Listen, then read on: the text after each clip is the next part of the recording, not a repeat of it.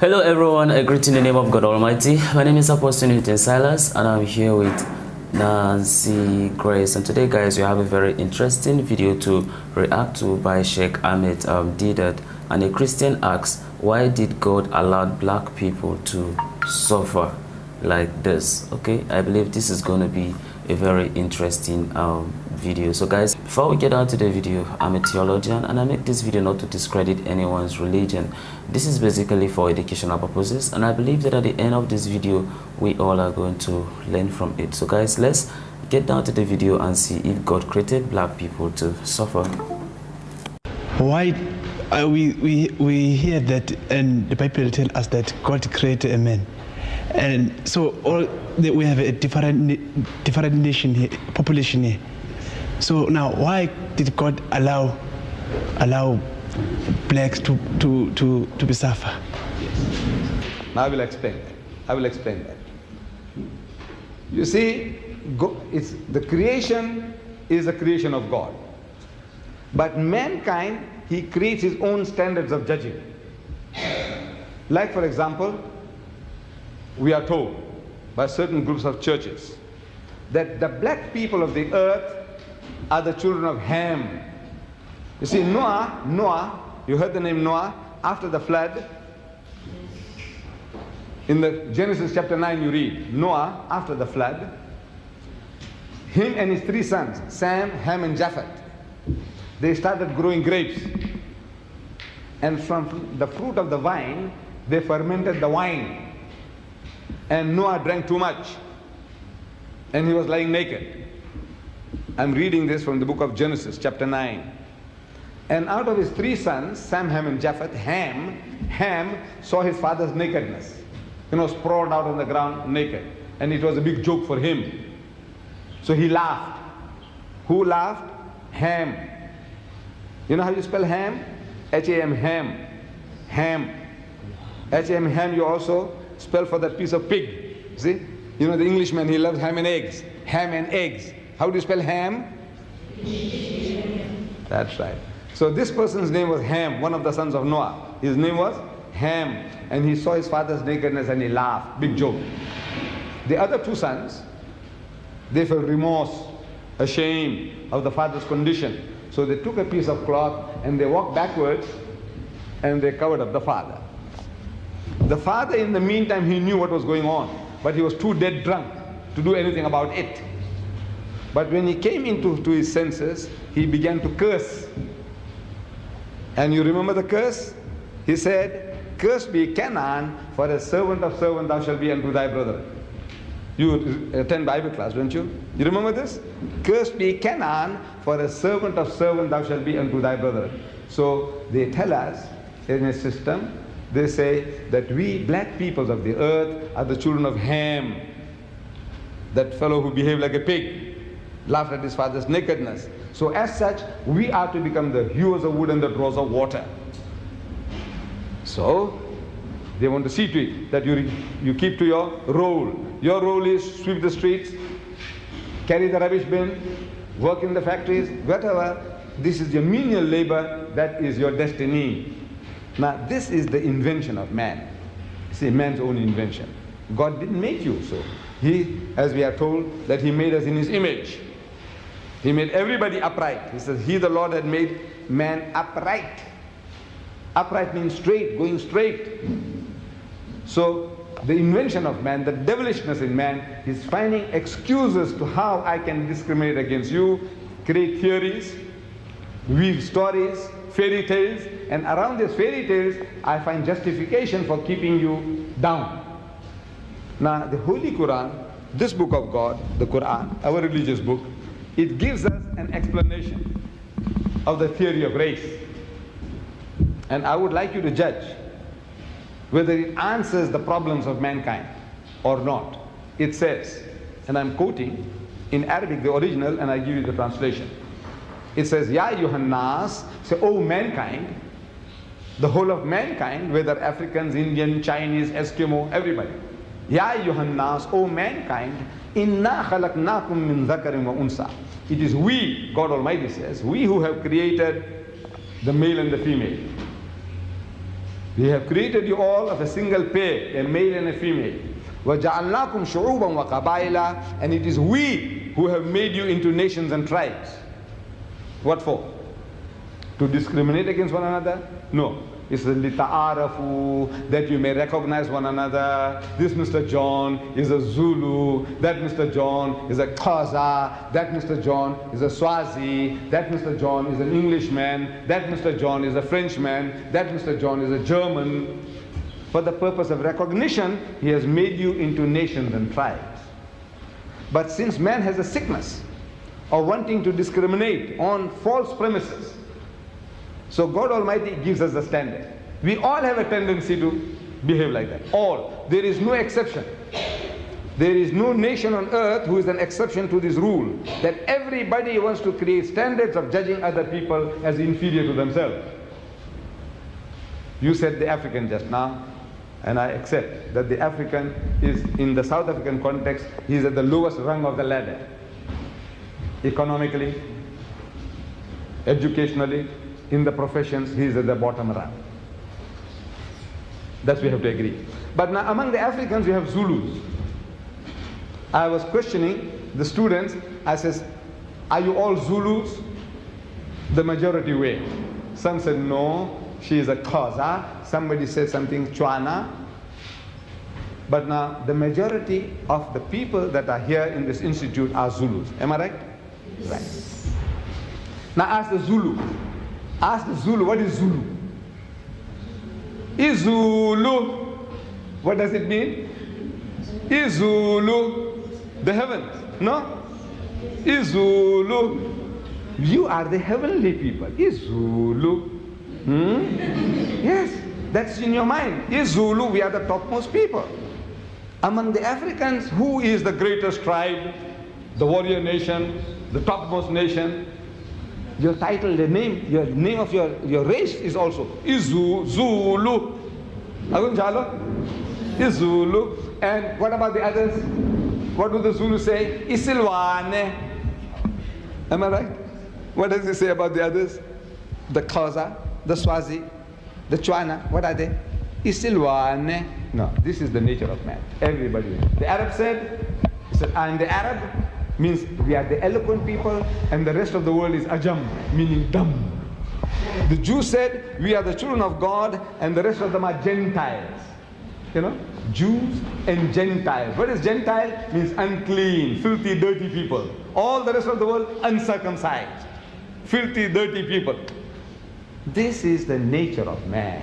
Every human being on earth, whether he's an Indian, whether he's a European, whether he's an Englishman, he feels better than the German. The German feels he's better than the French, and the French feels he's better than the Italian. So this is the nature of man. So God Almighty, He gives us a standard. See, since man has the sickness of creating false standards for himself, this Creator, God Himself, He gives us a standard of judging between people.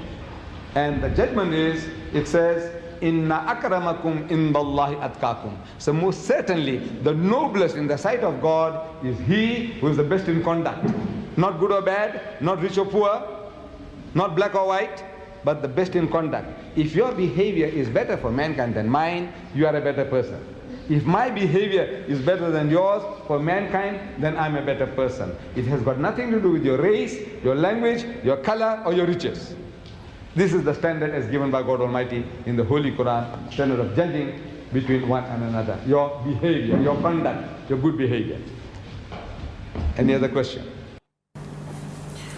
Oh, that's a very interesting video to know why did God created black people to suffer. And according to Sheikh Ahmed Deedat, he make references to the children of Noah. He talks about when Noah became drunk, and then from there he was naked, and then when Ham saw Noah, he laughed in a stand over it, and then when Noah, came back to, he was that drunkenness in a sense was not there.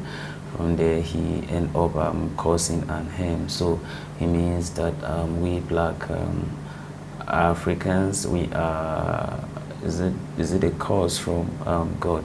Which I do not totally believe in it, because when you look at Africa, for instance, the black precisely in the sub-Sahara, I would not like to mention some of the countries per se, but you bear with me that some European countries, which I will still not mention a name, will be taking let's say 50% of their export, for instance. So imagine as a nation and then another country, because maybe they colonize you or whatever, and then from there they exploit you, take your resources back to their country, and then allows that country to remain underdeveloped.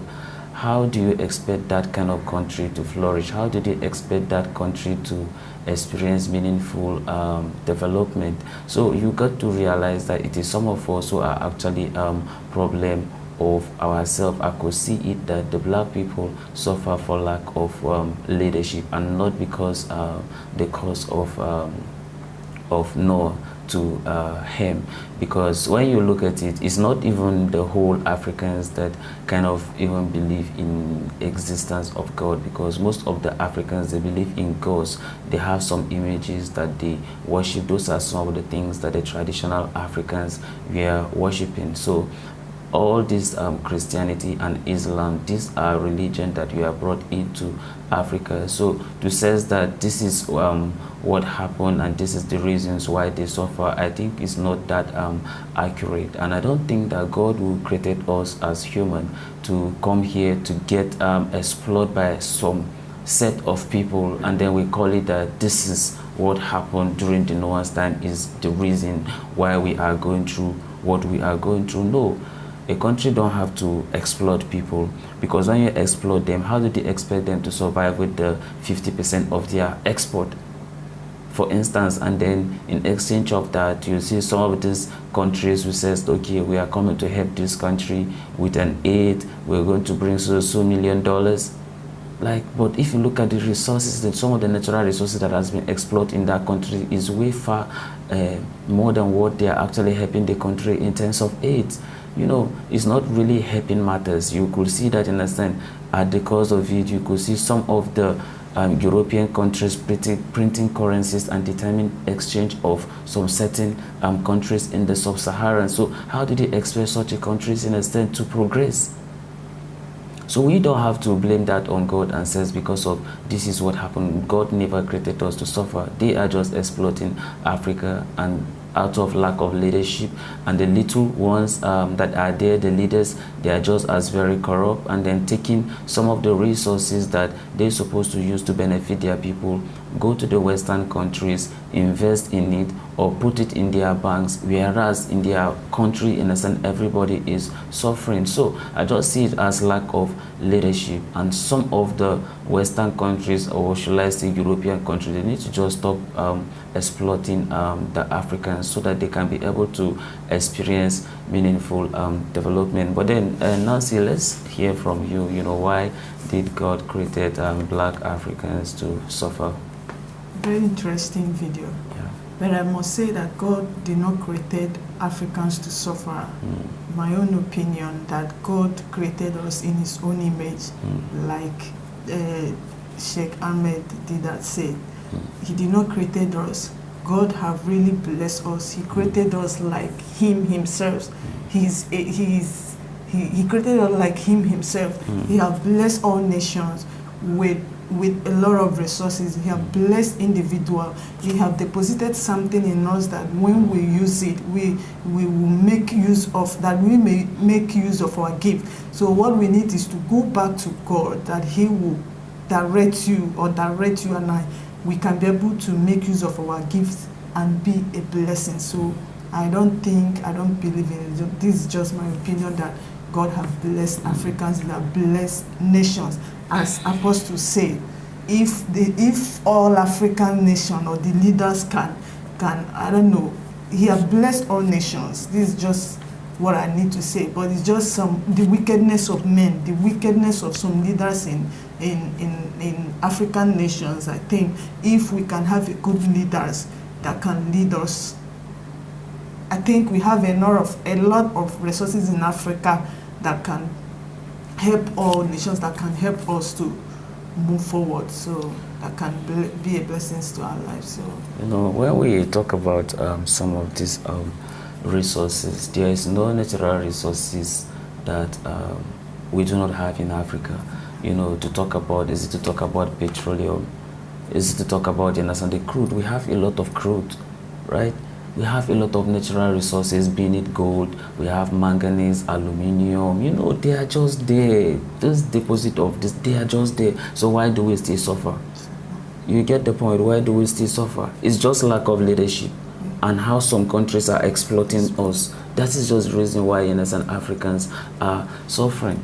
And I believe that this has never, you understand, been the plans of God. But this is the situation we just find ourselves. But then, anyway, we just believe that someday we're going to change the narrative. Of course, we have to stand up and speak for ourselves and says that, no, look, this is Africa and this is what Africa is supposed to be known for. People should not look at Africa and see it as a place that is what underdeveloped, because out of the shall I say 55 or shall I say 56 countries here in Africa, how many of them are developed? Shall I say 1 or 2? Maybe you just mentioned South Africa, then which country again? What happened to the rest? They are just there, you understand, being underdeveloped. And why are they underdeveloped? Lack of leadership and exploitation from other European or shall I say Western countries, you understand, in Africa, with some of their activities and some of the I don't know, shall I say the trade, you understand, they are actually doing. It does not favor Africa, and that is why Africans are actually suffering, and not that because of this is what God plans for them. So guys, this is the end of our video. If you like our reaction, you should like, share and subscribe, and if you have any video you want me to react to, don't forget to drop it at the comment section and I'm gonna check it out. So guys, remain blessed.